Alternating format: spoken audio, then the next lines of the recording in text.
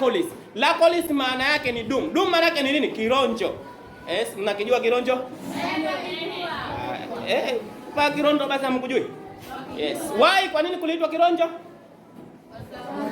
Kumeitwa kironjo kwa sababu they are dome shaped. Ni lile umbo ambalo kama mwemvuli. Tumeona hivi? Hicho kironjo chenyewe kinamalizia kwa umbile la kama mwemvuli juu. Shafahamu hapo? Yes, au kama uyoga. Ndio maana lile kaitwa tangi la kironjo kwa sababu ni dome shaped, yani lina hicho kironjo chenyewe. Kwa hiyo maana yake kironjo, yani kwa turudi kwenye madai.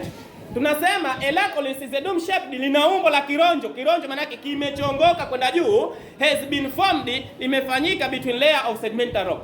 Means kwa maana ya kuwa hii ni matabaka ya ardhi hapa tuko nayo. Molten material yanatoka kwenye ardhi. Haya molten material yatakapotoka yatakosa kwa kuenda, basi yataenea na kufanya umbo kama uyoga. Tayari hapo? Kwa hiyo yataenea kwenye ardhi na kufanya umbile la kama uyoga ndani ya layers of sedimentary rock. Yatafanya umbo hili la kama uyoga, hili ndo litaitwa dome shaped. Litaitwaje? Dome shaped.